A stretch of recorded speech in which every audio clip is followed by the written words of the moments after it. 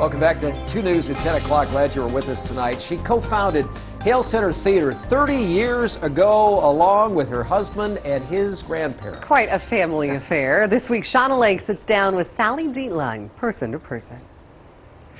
As executive producer of Hale Center Theatre, Sally oversees the entire production process, and this week she tells me what it's been like to watch the theater grow and why she believes in what the arts provide for the community. How many years have you been involved with Hale Theatre? We opened in 1985. July 12th is the exact day. It has been the most amazing ride, and I don't know where 30 years went. I honestly don't. Did you feel a need to open a theater company like that? Well, what happened was my husband's grandfolks are Ruth and Nathan Hale. Someone said, look, you've written all of these plays, and they had written many. Why don't you just open your own theater and begin to produce? So in 1947, they opened in a house in Colorado Street in Glendale, California, and they started to produce. It started to fill, so they built another one on Doran Street. It filled, and they were selling both out entirely. Then they built another one on Orange Street, and it filled. So they wanted to open a new theater in Salt Lake City. So they asked us and an aunt, a daughter of theirs, to come, and we opened our doors in 1985 on South Main Street in South Salt Lake. In a year and a half's time, we were selling to the gills. So we knocked out the south wall and added seats up to 1 to 350. And then, in a year later, we had to knock out over the top of the lobby and add in some, kind of balcony seats to take us to 387. Did you expect that kind of success No. when you started? I'm from Wyoming. This thing doesn't affect me. In fact, one of my dear friends was Bob Welty, longtime weatherman. He was talking with me one day as we were kind of beginning in theater, and he just said, how in the world are you going to make this work in Salt Lake City? But people came, Shauna.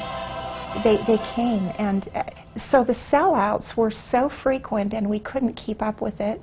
And you can only tell people for so long that you're sold out. And then they stopped even trying to call. We were nuts in that we would close a show on a Monday night, do the changeover throughout the night, in the middle of the night, and be open to a full house on Tuesday night. Wow. Now, why did you operate it like that? Because we couldn't afford to let one paying house go. And whenever you're in a business and you're running your own business, you do whatever it takes. What were people seeking, do you feel, Utahns who came and gave you sold-out crowd night after night after night for all these years? It's a real interesting question. I think that's a multifaceted answer, but first of all, the kinds of plays that Ruth and Nathan Hale wrote were funny, and people loved to laugh, and they would laugh and laugh and laugh and go out, and I would watch them walk out just having felt that every care in the world was gone. If you could have a conversation with Grandma and Grandpa Hale today, what do you think that they would say to you about what you've done with their baby? They're going to say, carry on. Sometimes the arms get tired, because it is a 24/7 thing. But it is so essential to a community to have arts that everyone can participate in. It is so essential to have the idea of learning from watching a person go through an element of life that may be hard to explain or hard to understand, and learn it from a third-person value. It is so essential that Grandma and Grandpa would say, carry on.